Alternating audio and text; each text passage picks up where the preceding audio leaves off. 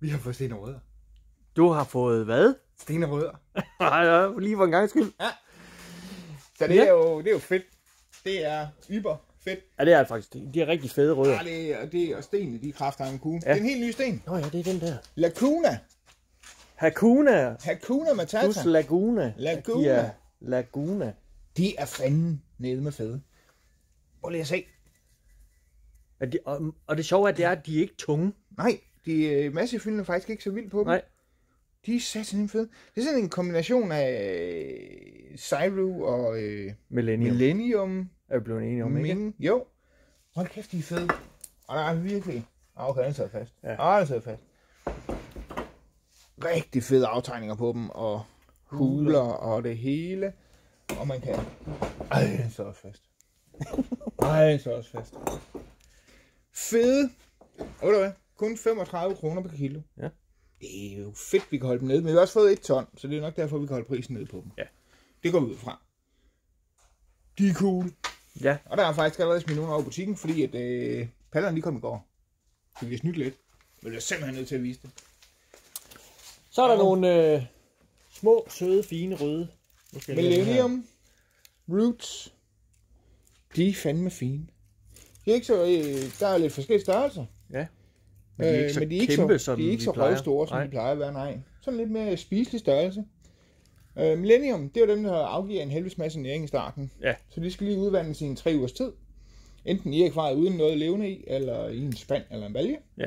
Men fuck, de er fede. Rigtig super rigtig fede størrelser, vi har fået den her gang, mand. Nu kan vi sgu lege med dem i de mindre akvarier og så videre, ikke? Det er fedt. Og en ordentlig røv fuld af Asian Moor. Der må vi også blive en helt tør for, jo. Var det? Ja. Ja, der var lige lidt oppe i loftet. Ja. Det var det, der var til bags. Gud, det skal jo få en plads til derovre også. Så. Ja. Der er meget, der skal laves. Ja. Nå.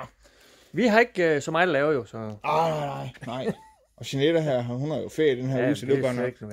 Så er vi jo aktiveret. Ja. Asian, det er jo dem, der ikke farver. Vand. Ja.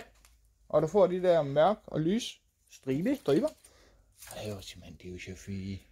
De er fede. Ja, det er de altså. De er mega. De kan det er sjældent, der er nogen, der er kedelige af dem der. Ja. Og de kan bruges som sådan lidt dominerende rod, eller lægge den lidt ned af nogle planter op, så den sådan bliver integreret del af det. Ja.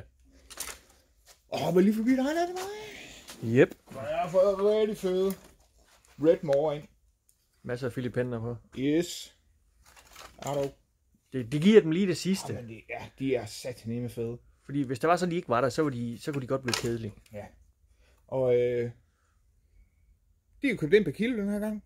Så der er kommet 100 kilo. Nå. Red Moor. Og jeg tror, han har haft dem liggende et stykke tid. Fordi de er rimelig let. De er rimelig let, tror jeg. Så, men det ved jeg sgu ikke lige, hvornår jeg får prissat dem, fordi det er per kilo. Det kommer til at tage noget tid. Ja. I og med Jeanette, hun også har ferie, så kan vi ikke sådan lige nå det hele. Nej. Se. I en 240, den der. Vimmer i roen, mand også. Ja. Det er virkelig nogle fede Red Moor, der er kommet den her gang. Du ved godt, du allerede har solgt den der, ikke? Så du have den? Nej. Nå, okay. Men nu når du viser filmen ude på nettet, så jeg vil gerne købe. Og så er der jo kommet... Hvad er det? Steppenwürzel eller... Ja, det er eller Manzanita. Han havde åbenbart en enkelt Manzanita tilbage dernede. Nå. Han sagde, han ikke havde nogen. Det er en blanding af det begge dele, er det ikke, eller hvad? Jo, men... Jeg har ikke lige fået dem op, men han sagde, han havde dem i små. Okay, er det små, eller hvad? Ja, den er ikke stor. Nej. Det må være små. Hvad er de? 30? Ja, 35. 35. Håndelig klump. Den hænger sgu sammen. Okay, prøv lige her. Ja, så ned og så hulemand. Ja. I sådan en Lido 120 der. Ja.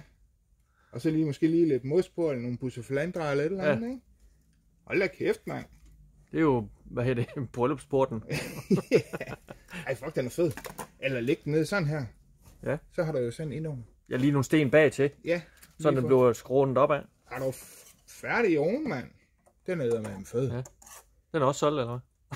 Det går an på prisen. Jeg kan ikke huske prisen på de her steppen her, fordi det er jo det der steppe Manzanitaen her, det er jo på størrelse. På størrelse. Så jeg skal lige have sorteret, ja. så jeg ved, hvordan og hvorledes. Og ja. Prøv lige at se en hule. Ja. Lige lidt planter på. Ulala. Ulala. Ulala. Hvad har vi egentlig nede på? Det må være Blackmore. Okay, har du ikke engang fået set det? Der er nogen i små bærer dernede. Ja, der har vi rigtig fået de her små Linewood. Det er, dem har vi faktisk, dem du joker med derovre.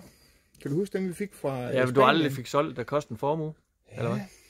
Hvad var det, de kostede? Det var 20 stykker som det her. Var der 20 i? Ja. For 219 eller 229 kroner, tror jeg det var. Her har vi sgu de samme. Til? 20 stykker. Cirka. 89. Okay. Sådan. Dem kan du nok godt sælge. Sådan. Ja, så får du igen ikke solgt de andre. Nej. Så tager vi sgu, det tager jeg den på mig. Nej, Linewood, det er jo det der rigtig fede, små, hvad hedder det, prikken over i det, som sådan lige får det ind mellem sten og så videre. Og de har en tendens til at kunne mingleres lidt med, når de har suget noget vand. Ja, så bliver de bløde. Ja, så kan man lige få det til. Ja. Formerne, ligesom piletræ sådan noget. Ligesom nede over sten og sådan noget. Ja. Der har vi fået pænt mange af. Ja, det tror jeg da nok lige. Slap af. Ja, okay. Det kan også godt være, det er jo de der nanoruts. Det hernede. Hvordan kender det? Det er da en... Det ligner lidt en, hvad det hedder, Redwood, bare i mørk. Ja, men den også prøv at tage, den har lidt Congo over, så eller hvad? Ja. Og det var en fed, den der. Det var fed. Det kan jo egentlig godt være, fordi der er en kasse mere, og dengang jeg så bestilte 20 kilo, så skrev han godt også, det er mange. 20 kilo, det er per kilo. Ja. Det kan godt passe, det er mange 20 kilo af dem. Ja, fordel i bunden af de andre kasser også. Ja. Plus lidt herover, så er noget herinde. Men det er da også noget... Det er da også noget andet. Eller vi... Hvad fanden er det? Der er mange spændende ting hernede i. Er der jo færdig? Hvad fanden er det? Nu kommer der ikke en kæmpe æderkop op, vel? Det ved jeg sgu ikke. Sådan tysk. Det går vel nok. Nej, men det forstår jeg ikke, vi siger, at den skrid for helvede. Du er sgu da god til tysk, eller? Det må da være de der nanoluts, så. Ja. Hvad fanden er det andet? Ej, de er fandme fede. De falder jo fuldstændig udenfor alt det, det er jo, nej, det minder den ikke om, den minder der mig om, hvad hedder den, hvad hedder den der, vi har, ikke Crater Wood, men den anden. Coral? Ja, nej. Gør den ikke? Gør det? Er der ikke lidt over? Det skulle godt være. Og der ligger Dragonwood nede i bunden dernede i hvert fald. Ja. Det må vi lige få kukkeludret lidt på, hen over tid. Eller ikke hen over tid, fordi at... det skal jo være inden for den næste 14 dage. Det skal jo tømmes inden for 1,5 uge. Der kommer container med baggrunden. Ja, hele lageret her. Hele lageret skal jo tømmes på 1,5 uge, Dan. Så. Det klarer vi nok også. Ja. Ellers så klarer vi det. Flere af dem her, ja. Nå, der var de der 20 kilo. Hvad er det så, det der er i sækken nedenunder? Det ved jeg ikke. Det ligner... Ja, det er flere af dem her. Det ligner sådan en grøntsag, du ved. Jeg vil fandme ikke den grøntsag. Nej, men sådan du ved med spirer. Kartoffel med spirer. Kartoffelrødder. Er det ikke noget med, du altid går med kniv? Jo. Det er nogle små poser. Det kan da godt være det, dem. Det skulle da også fedt. Lige integreret med nogle planter og sådan noget. Det skal da fedt. Men jeg tror, det er en Congo har. Tror du ikke? Jo. Fordi den har da nogle af de der små roprikker på. Det er små poser. Så må du ikke skære dig selv. Ja. Det kan jeg ikke. Det skal være alene, indtil du kommer tilbage. Jo, den er sgu da fed. Hvad fanden? Jeg skal ind og have tjekket ud. Ja, for jeg tror, der er mange nye. Ja, det er. Det er sådan en kombination af Redwood og Congo eller sådan noget. Men igen, prøv lige at få det integreret med nogle... Blackmore. Ja. Ej, hvor er de fede, mand. Kombi. Det ligner sådan en kartoffel med spirer, mand. Sådan noget af en kartoffel. Det er en bagekartoffel. Yep. Nå, Potato root. Det må jeg da lige ind og se, hvad fanden det går ud på det her, fordi det er det fandme lidt i tvivl om. Men de er da fede. Og der er eddermame mange. Det er jo julegave, det her, mand. Ja, man får satan, der er mange, mand. Du sagde også 20 kilo, sagde du ikke? Men der er sgu da mere. Det må jeg lige finde ud af, hvad fanden jeg har fanget i her. Jeg har også for min... Var det noget med, at du skulle lege et andet sted, eller hvad var det? Ja, det er lang tid siden, jeg bestilte det her. Det er sgu det samme. Det er fandme fedt. Det er cool. Men altså, får vi sgu da aldrig prissat. Kommer ud med til så lang tid. Ja. Det var de 2 kasser, så har vi så 2 mere, ikke? Jo. Det har vi. Men den ene er nem. Jeg skal lige have den her. Den er gået i slow motion. Den går i slow motion. Det er bare... Det er jo de her. Red Morgan. Prøv nu lige at se, mand. For helvede, den er hvor. Altså fede Red Morgan. De er simpelthen fede den her gang. Det skulle så dejligt, når man sådan lige spørger ned. Kan det ikke lige... Se noget spændende. Noget med noget filamenter på og lidt af hvert. Så gør han det sgu. For helvede, mand. Der er sgu små og store og det hele. Og den sidder fast. Men det er også det eneste, der er i den her, ikke? Jeg tror faktisk det tror jeg. Det er. Det tror jeg. Kun Red Morgan. Er det ikke? Hold kæft, mand. Hvad finder du nede i bunden? Et eller andet brevstort nede i bunden i hvert fald.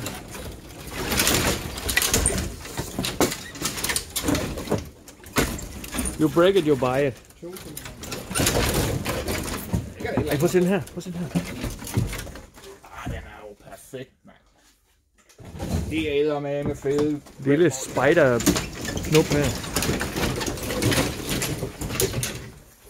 Hvis man lige har 27'eren. Ja, lige herovre. Prøv lige at se, den er ikke særlig dyb. Nej. 27'er dog. 3,25, whatever. Slam. Det var ikke prisen. Ej. Ej, hvor er det fede, mand. Så gør det sgu ikke noget, jeg ikke kan finde plads til nogen steder, mand. Nej. Vi kan nå meget på halvanden nu. Ja. Når vi ikke koncentrerer os om det, vi skal. Der er en... Prøv at se den her måde. Fucker der, mand. Altså, prøv nogen hernede, der er.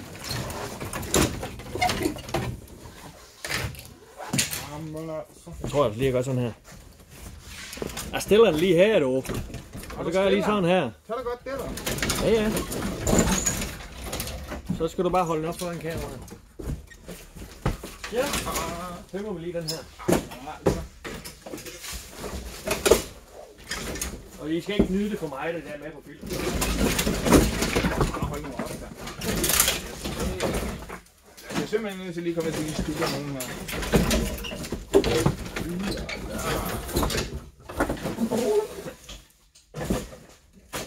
Ja, lad os fylde helt op med rødder, fordi vi har ikke plads til anden. Nej! Vi har en halvanden uge til. Prøv lige at se. Ja.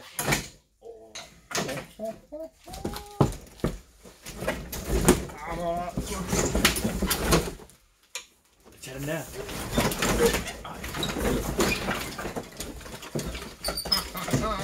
Det er jo eventyrskov, mand. Er du så færdig? Hold da kæft. Tag den længere ned. Tror du skulle have kameraet igen der, du? Den er der. Hold nu kæft, mand. Fuck, et svin. Wow. Ja, okay. Det er jo så den mest kedelige af dem. Jo, det kan man ikke lige... Prøv at se. Hvis du nu gør sådan her, så får du bundlag op over.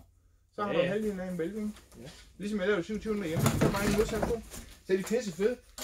Men det sjove er netop med dem der, det er, at vi skal inspirere dig til at bruge dem. Så de folk kan ikke se pointen i dem. Og når de bliver sammensat, så er de altså mega fede.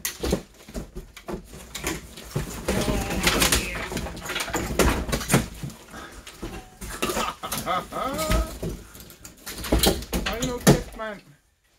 Jamen altså, den. Der er simpelthen alverdens muligheder i sådan her. Gal i skruen, mand. Det er helt vildt. Det er fandme vildt, mand.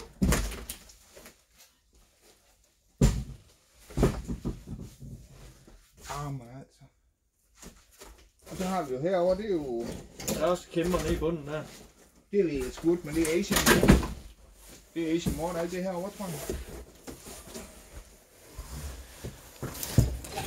Garanteret også nogle af de store nede i bunden. Det er totalt møgpakket. Så skal du skære den op langs siden. Ikke helt ikke. Det tør jeg sgu ikke.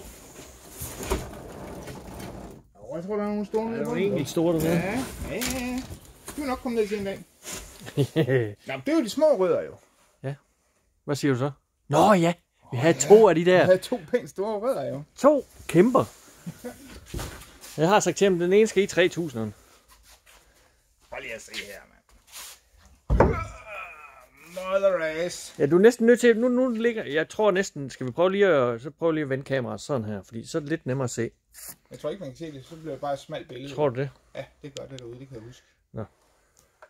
Men den er jo omkring hvad? Jeg er 1,92 m, så den er vel 1,60 stykker. Measure it. Driftwood, mangrove, Ja. Kær, rod har mange navne. Kær rod har mange. Kært barn har mange navne. Ja. Jeg tror, det er nok. Den er ikke 2 meter. Ej, det er ikke. Hvis du gør sådan her. 1,43, 44. Ja. 1,44. Så 250'eren kan godt give op. Men prøv lige at se så. Prøv at se de fede huller. Ikke særlig dyb, hvis man skal have den. Nej. 17,95. That's a price. Sagde du det? Jeg sagde 1895. Gjorde du det? Ja. Nå, nu har jeg sagt det. 17,95. Så hvis I så vil give 18,95, så den 100 last, den går til Dan. Det er... det var den ene. Så har vi jo... Der var vi 2 om at løfte. Hæmoride, Henning, mand. Pop the magic hemorrhoid. Den er god til at lave en lille propel af, den der, tror jeg. Og den kan stå selv. Ja, den er cirka samme længde. Ja. Da. Er nogen, der mangler rod til en stor akvarie? Så er nu. Også 17,95. Same price. Different day. 18,95. De 100 kroner går til Dan. De er fede, de er. Det er helt vildt. Prøv lige at se nogle huler, der er på. Skal lige have op der. Jeg tror faktisk, hvis det ikke vi sælger den, så når vi får baggrunden hjem, så pakker vi lige en tree trunk baggrund ud. For det er fuldstændig samme træ jo. Ja. Med de samme hulninger og det hele, ikke?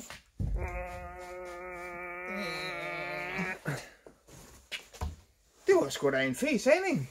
Ja. Og hvornår jeg lige får dem prissat, det er altså ikke nogen, der ved. Det er du jo næsten nødt til at gøre hurtigt, fordi at vi får baggrund hjem i næste uge. Ja. Men Jeanette har ferie, så hvis der kommer nogen i butikken, så kan jeg ikke bare tulle rundt herovre. Nej. Så... Men i hvert fald, vi har 2 rødder med pris på, 17,95, og vi har de fedeste sten, 35 kroner kiloet. Ja. Og så havde vi lianeren til 89. Ja. Før pris, 229. Det er kraftarme et fald i pris, det er noget. Ja. Det må man sgu sige. Det er sgu outstanding. Så man kan sige, der kunne man godt tage nogen med over allerede. Det må man sige. Til 89. Tager du den her, så tager jeg bøtteren. Jeg skal nok tage den med. Lige få en plads til den derovre. Ja. Den kan jo stå selv. Det kan en. Det er fandme cool. Der står så folk de vælger over, når de kommer ind i butikken. Også det. Det var dagens bare lige, sending. Ja. Så vi ses. det gør vi. Hej. Hej.